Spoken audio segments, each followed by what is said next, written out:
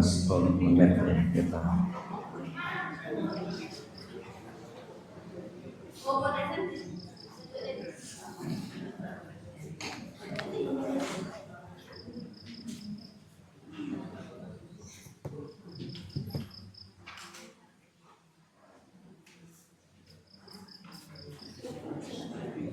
Tes 1, 2, 3 ya, Bapak Ibu semuanya, kita mulai ya. Assalamualaikum warahmatullahi wabarakatuh. Alhamdulillahirabbil alamin. Alhamdulillahilladzi an'ama 'alaina bi ni'matihi wa huwal Islam. Assalatu wassalamu ala nabiyina Muhammadin sallallahu alaihi wasallam, akhirul anbiya wa khatamul mursalin, al-hadi ila sawa'is sabil, alladzi la yantiqu 'anil hawa in huwa illa wahyu yuha. Amma ba'du ayyuhal mu'minun wal mu'minat, al muslimun wal muslimat rahimakumullah. Kita lanjutkan ya, pada pertemuan kemarin kita masuk pada bab yang baru, pembahasan ketiga, al-babus tsalits fi asrarit thaharah, dalam hal asrarit thaharah, yakni asrarut thaharah, jadi rahasia-rahasia dari thaharah, rahasia-rahasia bersuci. Dan kita sudah menyampaikan ayat itu ya, kalau di situ halaman 34 ya, di fotokopi itu.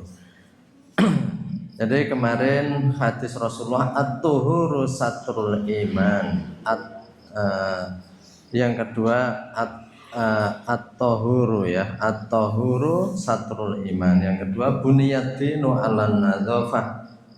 Jadi yang pertama itu suci itu syarat keimanan, yang kedua adalah buniyad dinu 'alan nadzafah, agama dibangun atas kebersihan, dan yang ketiga wa qala sallallahu alaihi wasallam miftahus sholati at-tahur, kunci salat itu adalah kesucian. Jadi dari 3 dalil ini kemarin sudah kita sampaikan bahwa memang kunci dari keimanan, kunci dari ibadah itu adalah kesucian. Jadi kemarin sudah kita sampaikan bahwa orang juga tidak akan bisa menerima kebenaran kalau tidak dibersihkan dulu dirinya, disucikan dulu dirinya ya.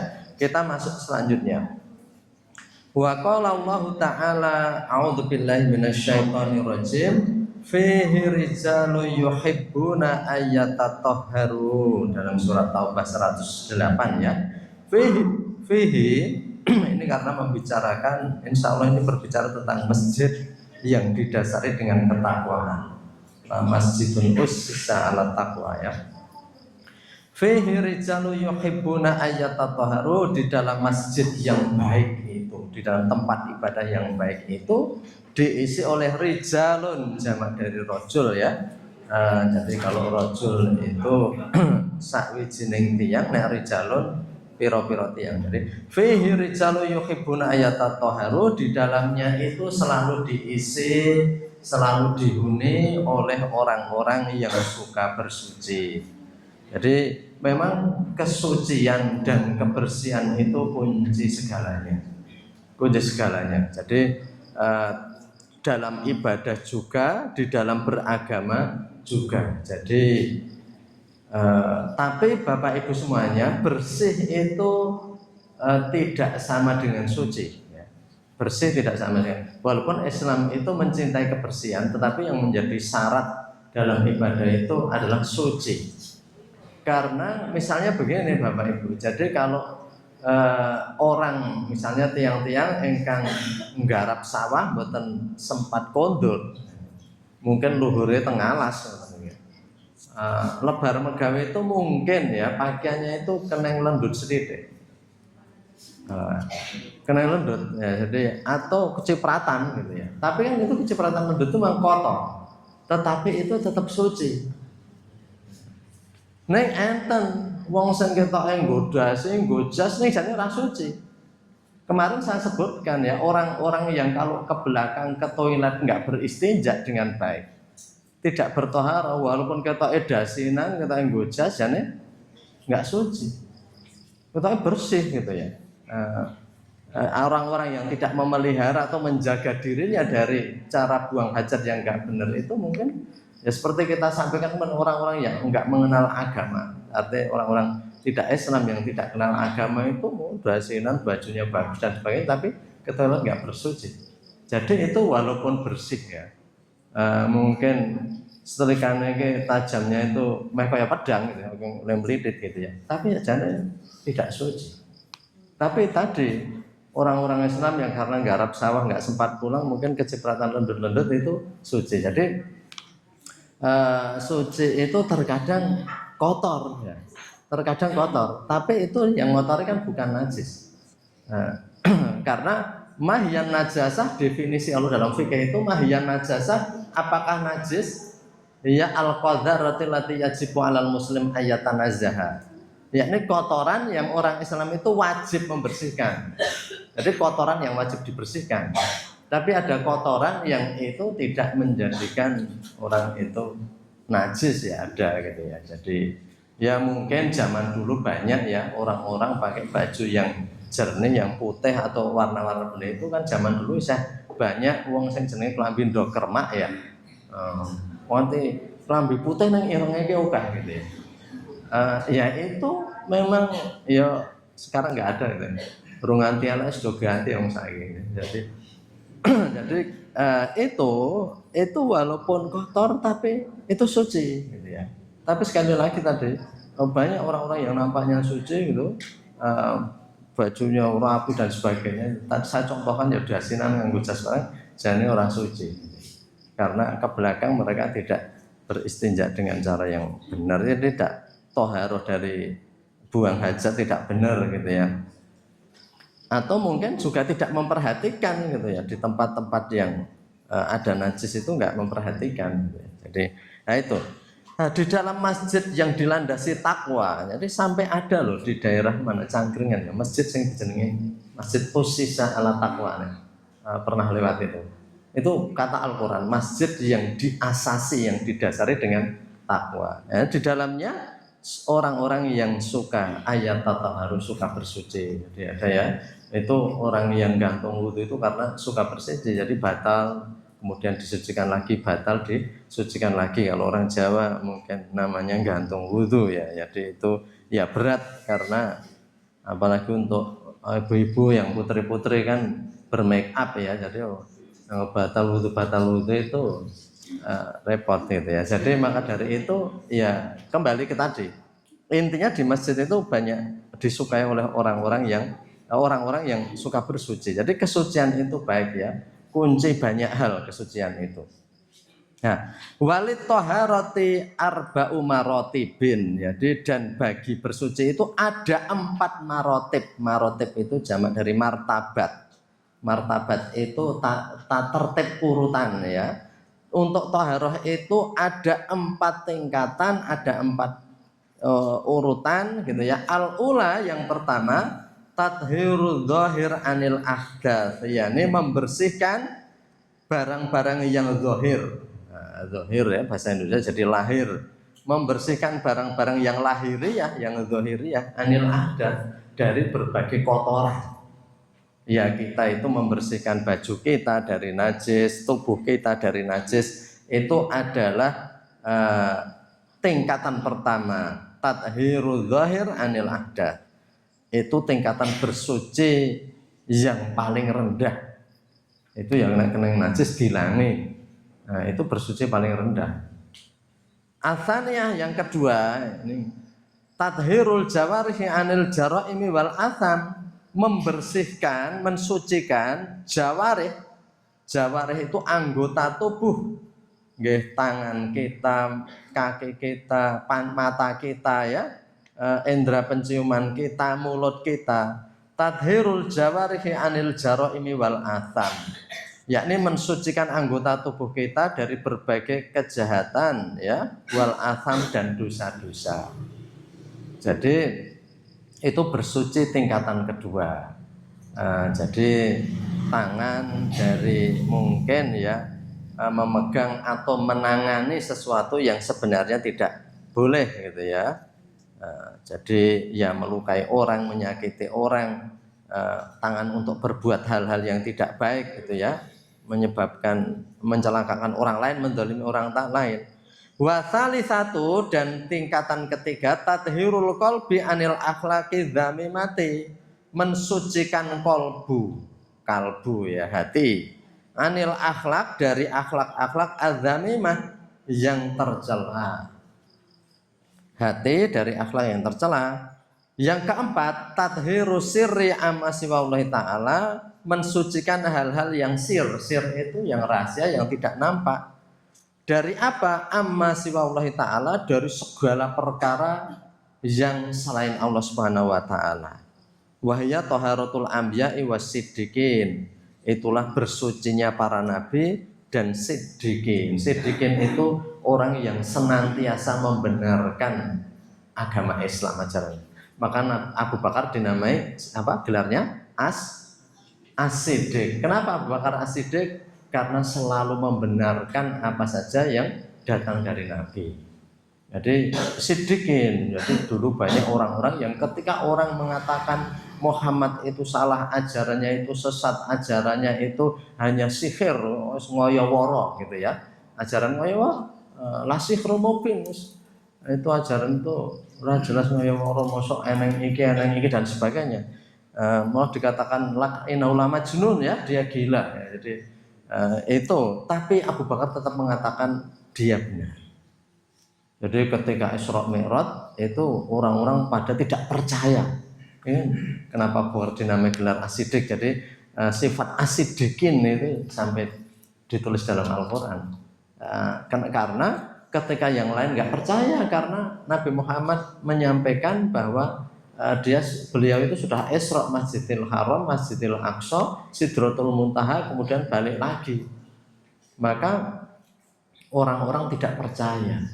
Tapi Abu Bakar kan mengatakan, kalaupun ya Muhammad itu akan berbicara yang lebih aneh dari itu, saya percaya. Karena kepercayaan dan kepercayaannya itu sudah sampai pada tingkat yang tidak bisa dikatakan. Jadi orang itu kalau kebenaran paling tinggi itu sudah di atas akal. Di atas akal itu nanti perasaan.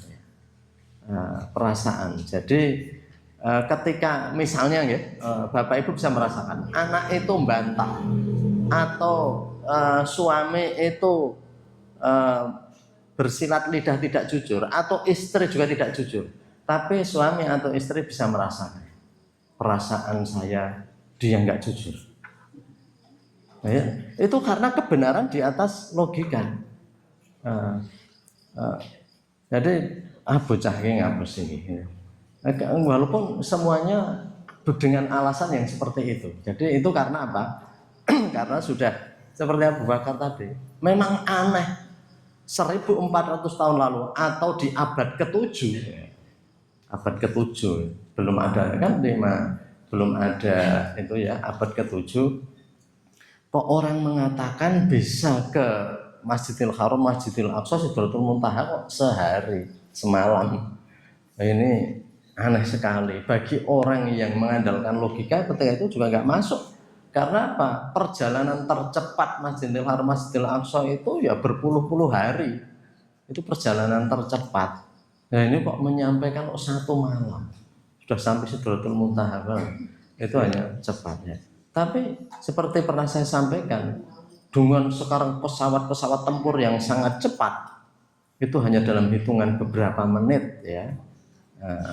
Hanya mungkin dalam hitungan beberapa menit dari mana Masjidil Haram, Masjidil Aqsa ya. Jadi sekarang manusia semakin bisa membuat kendaraan-kendaraan yang sangat cepat ya. Jadi ini kembali ke tadi. Jadi siddiqin itu orang yang senantiasa keyakinannya sudah sampai ya, sudah sampai bukan hanya pada lisan, bukan hanya pada akal saja. Tapi kepercayaannya itu sudah sampai di atas itu ya. Tingkat keimanannya itu sudah itu. Jadi kembali ke tadi. Jadi di dalam ini ada 4 marotib. Sekarang dari yang paling awal gitu ya. Jadi tathhiru dzahir anil ahdath ini ya kita bersuci dari hadas ini, dari beberapa hadas. Hadas kecil dan hadas besar ya. Hadas kecil yaitu yang cukup dengan hilangkan kemudian berwudu. Kalau hadas besar itu dengan harus orang itu mandi besar. Jadi orang itu harus mandi besar. Kalau dalam fikih ya namanya ikhtisal al-ghuslu itu sudah mandi. Jadi kalau dalam fikih yang namanya mandi itu ya seluruh tubuh. Kalau kita mandi sehari-hari itu kan rambutnya enggak, itu namanya dalam fikih tidak mandi. Maka kalau mau dikatakan disunahkan mandi Jumat itu artinya seluruhnya. Jadi al-ghusl coba dilihat dalam fikih. Yang namanya al-ghusl itu ya membasahi semuanya. Jadi kalau tidak semuanya namanya bukan mandi. Ya anulah mungkin ya. Di atas raup ya, jadi artinya ya pengertiannya begitu. Wajibal ghuslu, wajib dia itu mandi itu seluruhnya. Tapi kembali ke tadi, yang penting ini kalau tingkatan ini ya najis dihilangkan, kemudian kalau hadas kecil ya wudu, kalau hadas besar ya mandi besar. Nah, itu secara toharoh itu bagian paling rendah, karena sekedar apa yang kelihatan ya. Ini najis mughaladah tidak, kalau mughaladah ya harus 7 kali. Idza walaghal kalbu al-ina'a kan itu hadisnya. Kalau anjing itu menjilat al-ina berjana ya. Jadi anjing itu menjilat bejana itu maka harus dicuci 7 kali, salah satunya dengan debu. Jadi ya, subhanallah ya. Jadi air liur anjing itu di situ dikatakan termasuk najis mughaladah itu. Padahal orang-orang modern baru tahu bahwa yang namanya liur anjing itu bisa menularkan berbagai penyakit, dan Islam sudah mengatakan itu sejak dulu. Jadi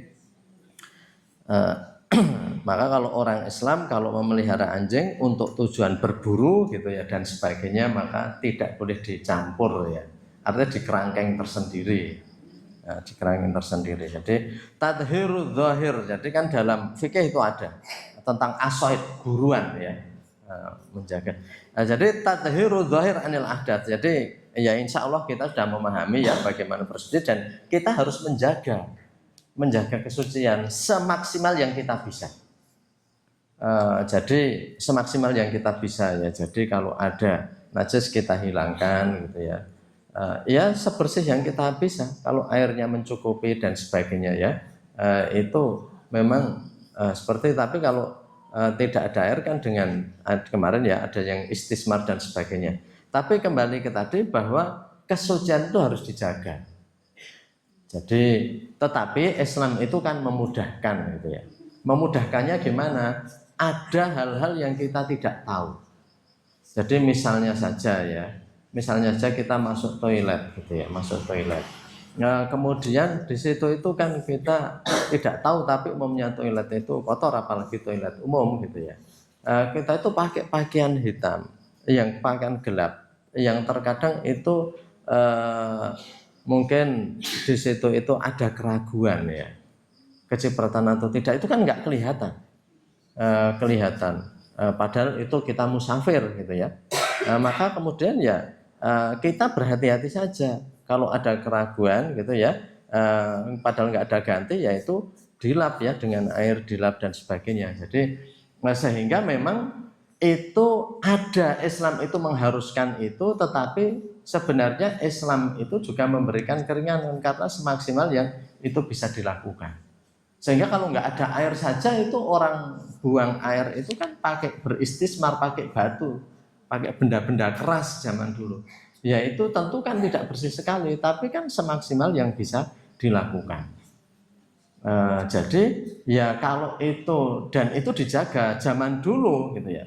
Zaman dulu karena orang saking menjaganya ya itu bagus ya. Jadi semua orang ragu kalau ke masjid itu dulu di kampung-kampung gitu ya. Itu orang laki-laki pada pakai sarung nyopot celananya udah dicandal-candal gitu. Atau yang selawir masjid. Iya. Itu kita kalau setiap hari itu harus dijaga. Kalau memang itu yang sudah nggak bisa dideteksi lagi, ya dilap. Seperti ini kan Allah itu cara memberi keringanan itu kan caranya begini ya. Kalau kita nggak ada air untuk berwudu itu kan tayamum. Tayamum itu sebenarnya kalau kita lihat itu kan malah mengotori. Tak boleh lebu kok rauke, untuk lebu rauke. Disape jane ngregeti to. Dan kita juga tidak tahu lebu tadi, debu itu kotoran dari mana. Kalau itu tepi jalan nang kono saeneng andong dan belum seperti andongnya itu belum naik pampers gitu jarang. Itu tentu naik gogrok itu mungkin kering itu iso katut-katut dengan angin. Masjidnya pinggir jalan, mungkin di dindingnya itu atau di mananya ya.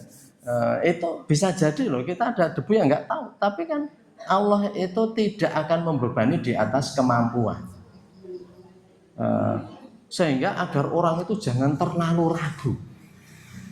Terlalu ragu iki suci urung karena ragu itu lama-lama nanti setan akan masuk itu dan menjadi peragu. Lengilangke itu tidak gampang. Tapi Islam kan memberi kemudahan. Kalau dalam nasihat para ulama itu dikatakan nahnu nahkumu bidzawahir. Kita itu ngukumi yang zahir saja. Wes ketok ya serake tok sak upaya aku tak lap-lapane ya banyu njur dilap-lapi ya umpamanya kita bepergian kok ragu gitu ya. Karena apa? Karena ya tadi kan nggak kelihatan sekali titiknya ada di mana. Yang penting kita upayakan. Prinsipnya para ulama itu sampai mengatakan nahnu nahkumu bidzawahir, kami menghukumi yang zahir saja. Seperti Imam Syafi'i dan sebagainya ya. Itu kita menghukumi yang zahir yang kelihatan. Wallahu a'lamu bisar'ir, Allah yang maha perisa dengan yang rahasia. Sudah, seperti bersuci itu enggak ada air, malah kita cari debu yang kita usapkan. Sepertinya itu malah mengotori, karena kita juga tidak tahu asalnya debu dari mana. Tetapi itulah, jadi Allah itu menggunakan berbagai bentuk keringanan. Jadi Islam itu memang agama itu mudah, ad-dinu yusru. Tapi jangan diremehkan ya. Jangan meremehkan ya. Jadi tidak diremehkan gitu ya. Nah, diremehkan itu apa? Diremehkan itu orang yang mungkin ya tahu najis sedikit dan sebagainya dibiarkan saja. Ya enggak begitu gitu ya. Enggak begitu. Jadi itu kita harus hati-hati, tetapi tentu ada batas-batas. La yukallifullahu nafsan apa? Illa wus'aha. Allah enggak akan membebani jiwa itu di atas kemampuannya. Jadi bayangkan kalau orang itu harus bersuci seperti kita semuanya, di mana itu di daerah-daerah yang air itu sulit. Air itu sulit. Mungkin ya kita itu wudhu itu mungkin menghabiskan air sekian banyak. Tapi kan alhamdulillah kita hidup di daerah yang seperti ini. Nah, di daerah yang sulit seperti apa? Karena itu subhanallah ya, Islam itu diturunkan di wilayah yang air itu sangat sulit. Kalau diturunkan di wilayah yang air itu mudah dan bersuci harus seperti itu caranya dengan sebanyak itu gitu ya. Umumnya wong-wong sini gitu ya.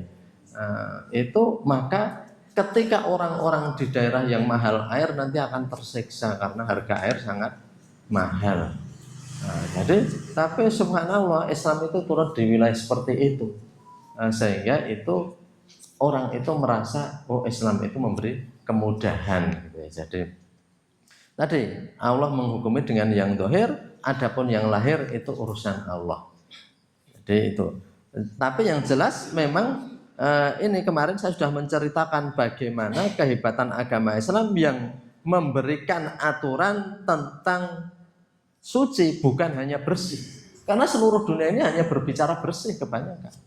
Restoran-restoran itu berbicara bersih, tidak berbicara suci. Tapi kalau Islam itu bersih dan suci.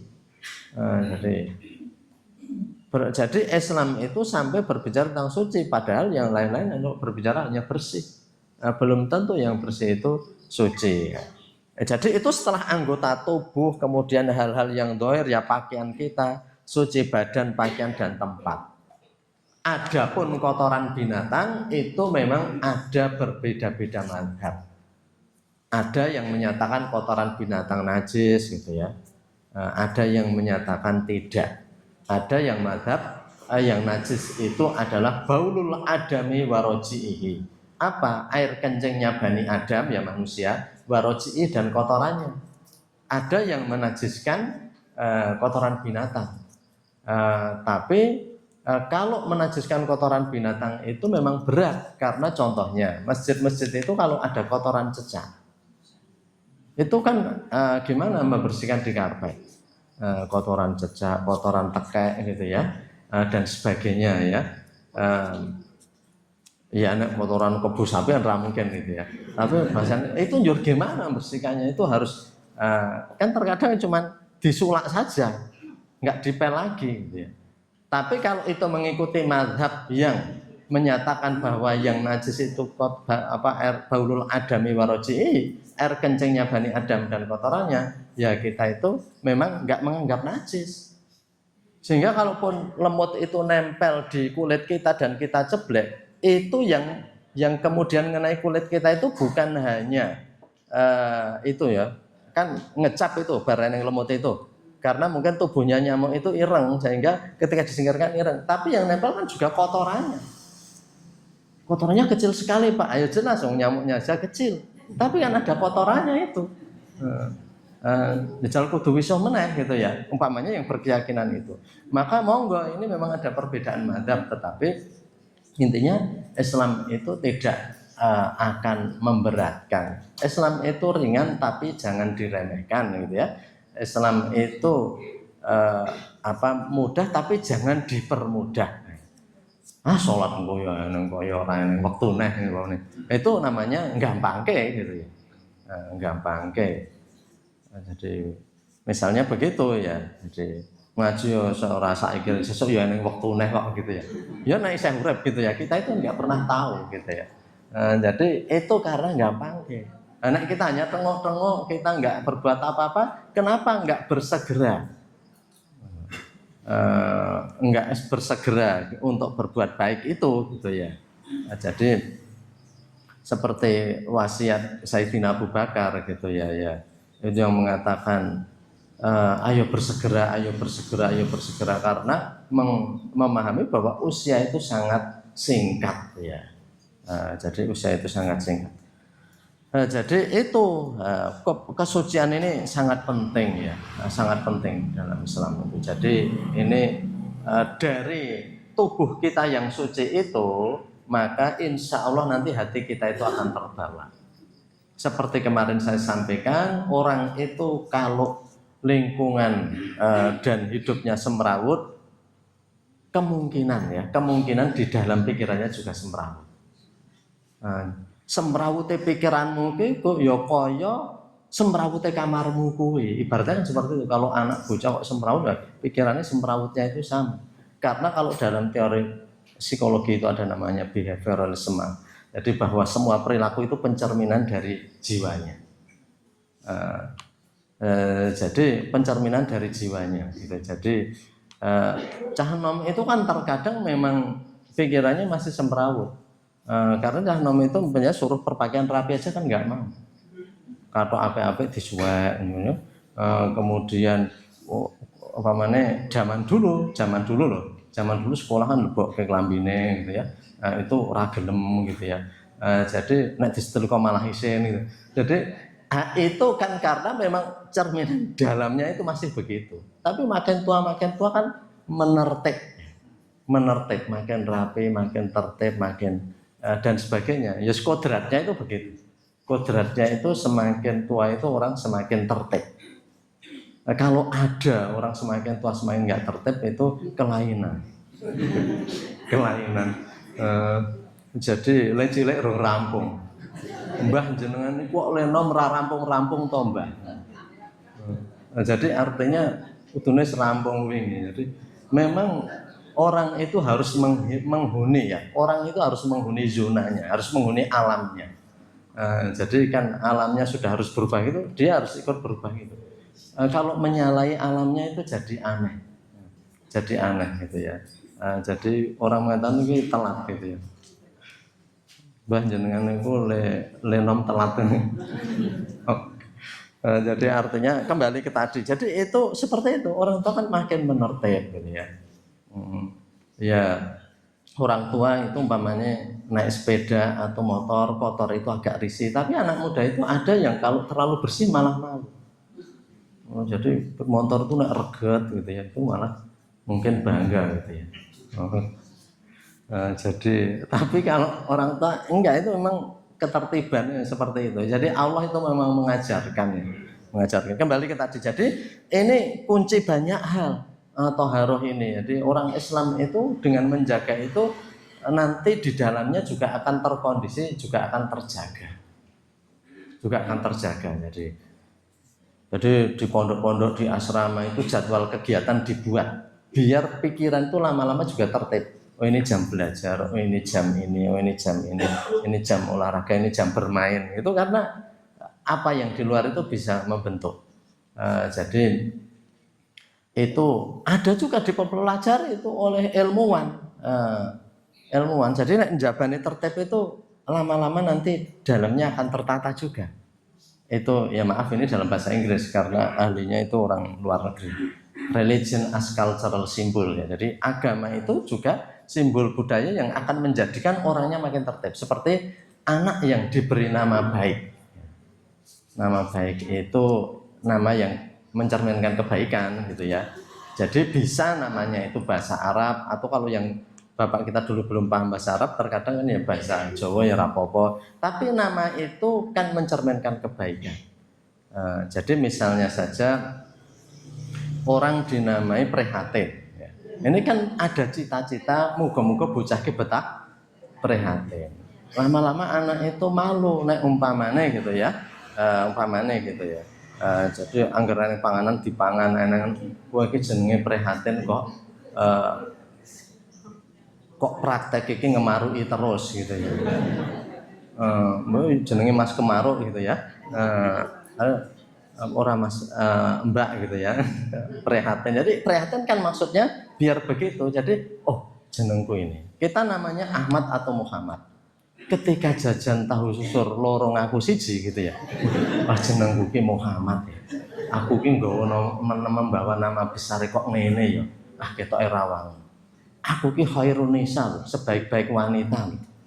Kalau yang laki ya khairul rijal ya. Khairul rijal.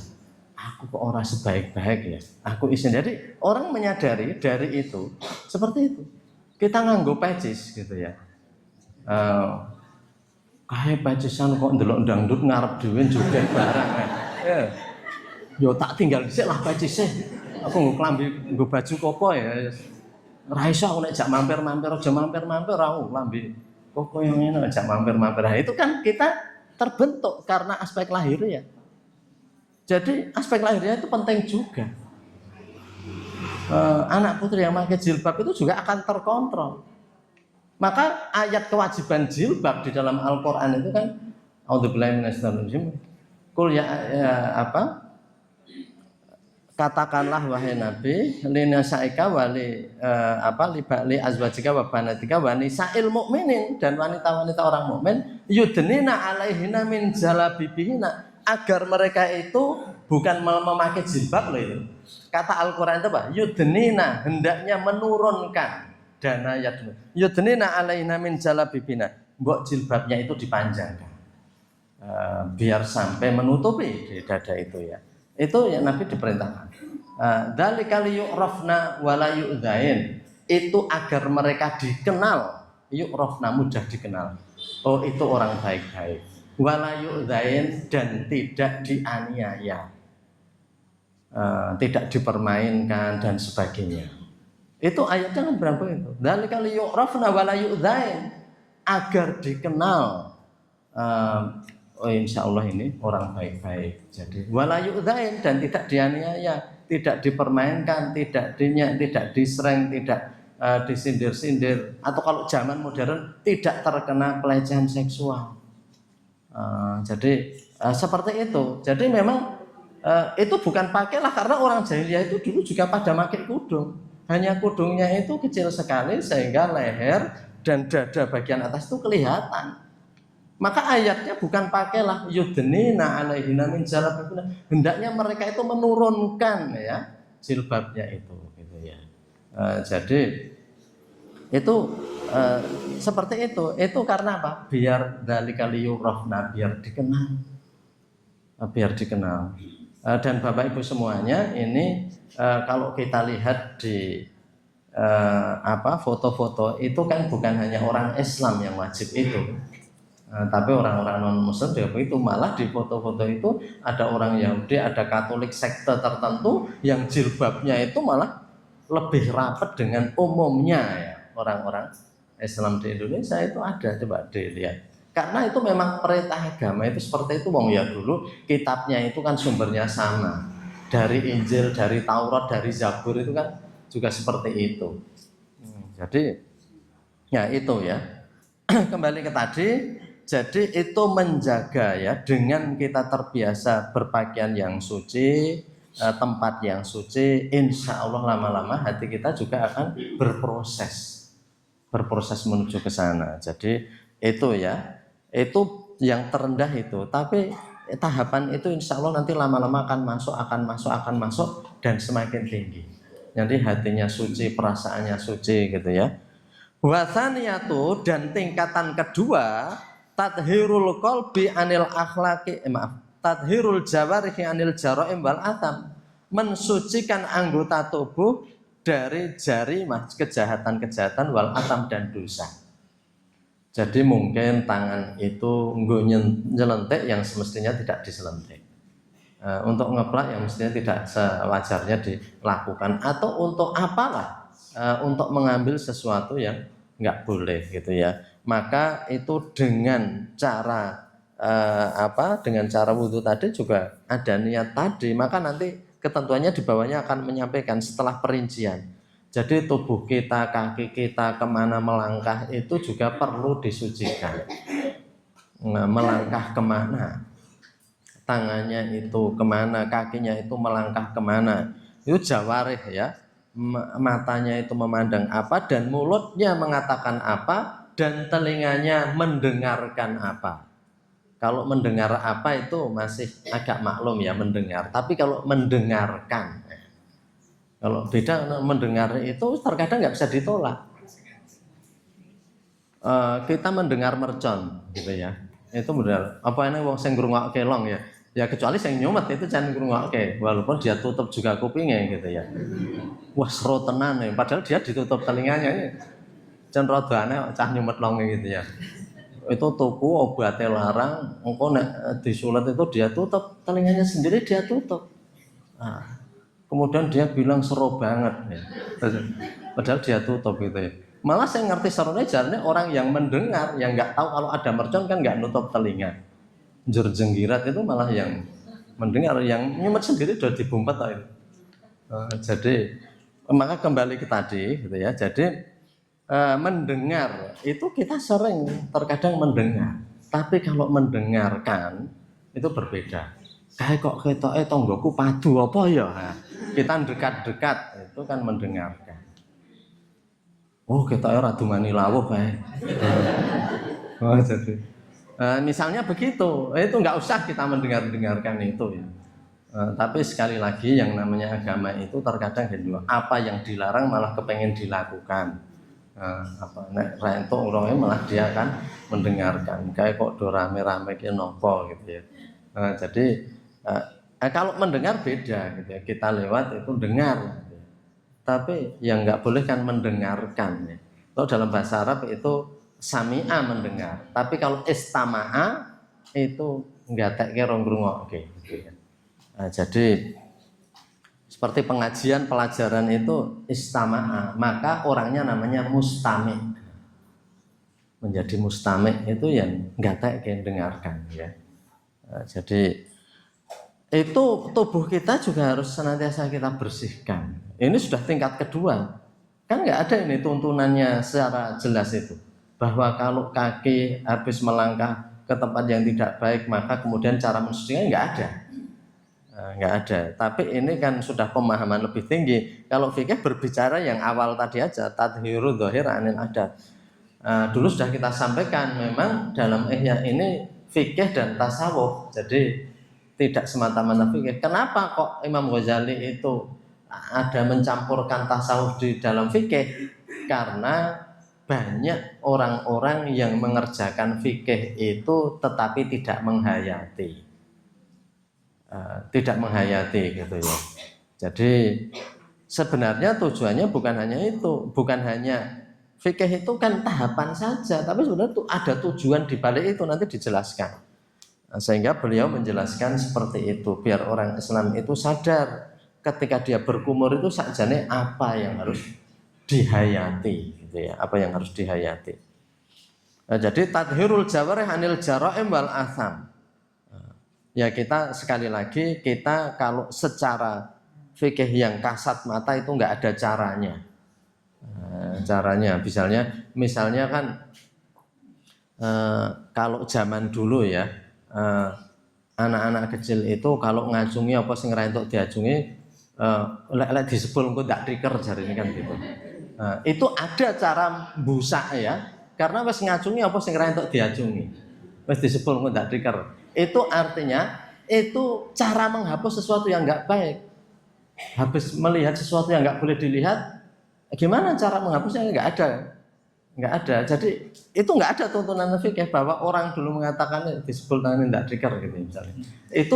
Itu untuk menunjukkan bahwa anggota tubuh pun kalau melakukan suatu hal yang enggak baik itu harus ada cara nembusa. Nah, cara nembusa ya kalau dalam fikih itu nanti dihayati saja. Oh, bahwa tangannya wudhu tadi sudah dibasuh. Semoga dosa-dosa dan ketidakbaikan dari tangan-tangan itu luntur ya. Itu luntur bersama air-air yang menetes itu.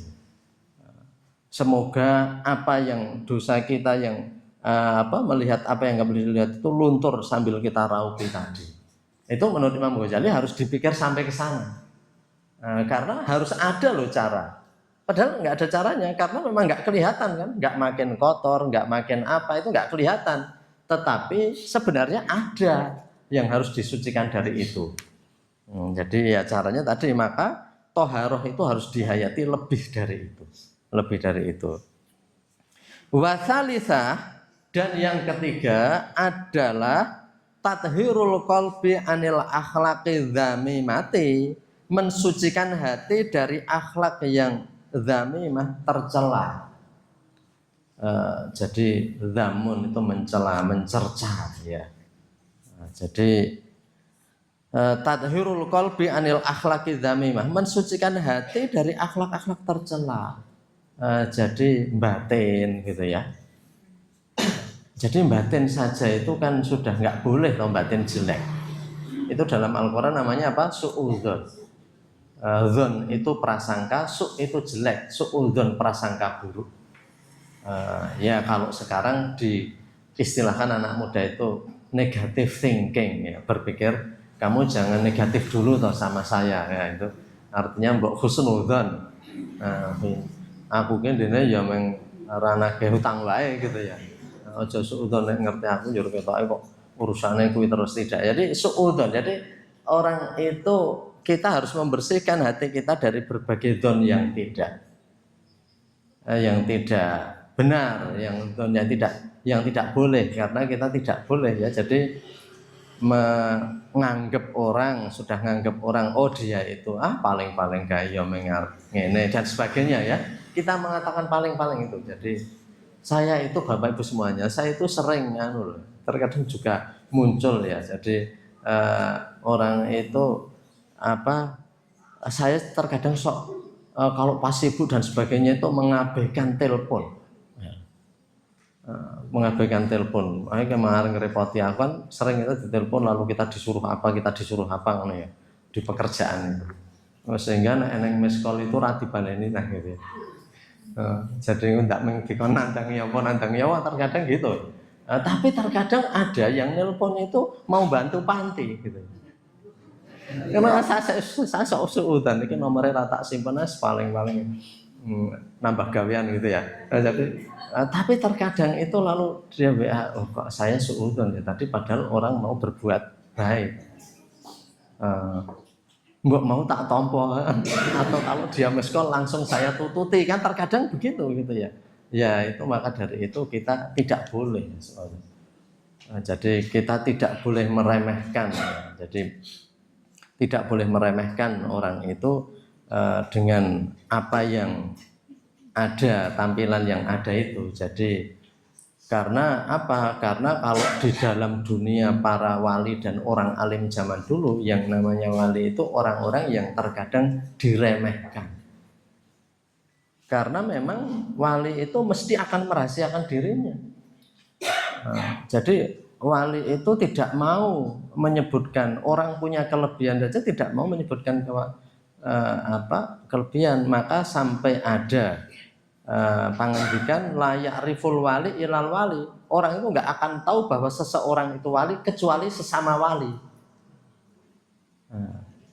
Jadi orang-orang yang master dalam bidang tertentu itu kan tahu cara berjalannya, ini dia adalah master dalam kungfu, dalam karate. Tapi yang tahu ya hanya sesama master. Maka ada kata-kata tunggal guru aja ganggu. Itu karena yang tahu itu. Tapi kalau orang-orang yang bodoh, yang nggak tahu, itu ngira ya itu orang yang nggak pintar, orang biasa. Maka para wali itu pada masanya dulu itu tidak banyak dikenal, atau orang malah menganggap itu orang sangat biasa sekali. Sangat biasa sekali gitu ya. Karena apa? Karena memang harus merahasiakan dirinya. Maka kembali ke tadi, kita itu sering dalam ini hati kita itu ada kemaksiatan hati gitu ya, yang jelas dilarang dalam Al-Quran ya tadi suudzon. Inna ba'dzadzoni ismun fala tajassasu wa la yaghtab ba'dukum ba'dha, itu dalam surat Hujurat. Sesungguhnya sebagian dari prasangka itu dosa.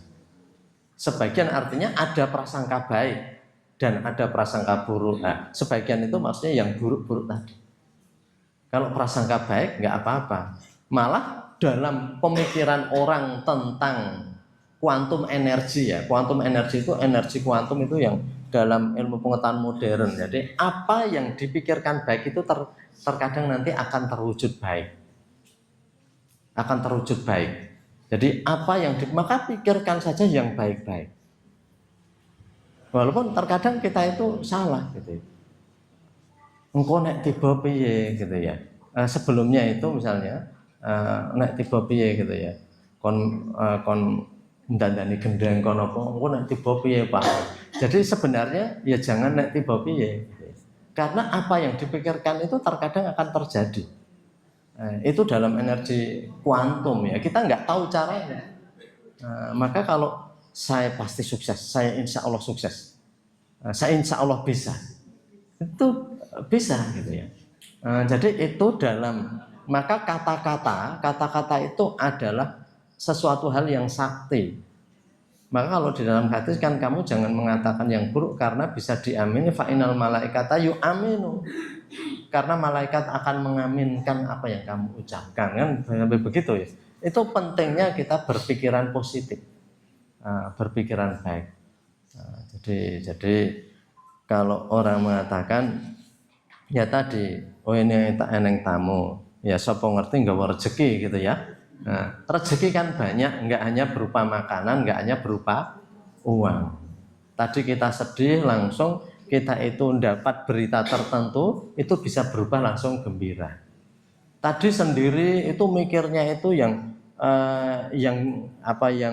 mengkhawatirkan terus, tiba-tiba datang temannya langsung berubah seketika. Kita itu jadi ceria, kita itu jadi tenang lagi. Itu ya rezeki juga. Karena banyak orang mendapatkan duit banyak, tapi hidup itu hatinya terataban terus, nggak tenang terus. Ya orang-orang yang menyengaja menjerumuskan diri dalam masalah itu, hidup tidak akan mendapat ketenangan. Maka walaupun duitnya banyak, tapi sebenarnya dia tidak dapat rezekinya. Orang-orang yang ketakutan gitu ya. Jadi orang-orang yang pada ngambil duit dengan cara yang tidak benar itu kan hidupnya akan takut terus.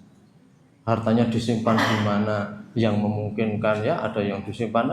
Kalau kita lihat korupsi itu ada yang disimpan dalam tembok, ada yang simpan di ember di kamar mandi, ada yang bermacam-macam. Itu teratapan, padahal ya uangnya banyak tapi hidup itu penuh teratapan karena rezeki ketenangan itu tidak didapat. Jadi ini sudah habis waktunya. Sampai yang ketiga, tathhirul qalbi anil akhlaqi dzamimah. Yang keempat ini agak rumit karena mensucikan hal-hal yang rahasia dari hal-hal yang enggak nampak itu dari selain Allah Subhanahu wa taala. Jadi nanti entah ini pikiran, bayangan dan sebagainya ya. Ya demikian Bapak Ibu semuanya yang kita sampaikan pada kesempatan kali ini, semoga menjadi tadhkirah bagi kita semuanya. Mari kita akhiri ya, ada khilaf kami mohon maaf, kita akhiri dengan doa penutup majelis. Subhanaka Allahumma bihamdika asyhadu an la ilaha illa anta astaghfiruka wa atubu ilaik. Alhamdulillahirabbil alamin. Sebelum kami tutup perlu kami sampaikan kita terima kasih jazakumullah khairul jazaa, matur nuwun awet pambiyantu Bapak Ibu dengan infak yang diberi judul 10 ribuan itu alhamdulillah sudah ngumpul 40 juta lebih ya.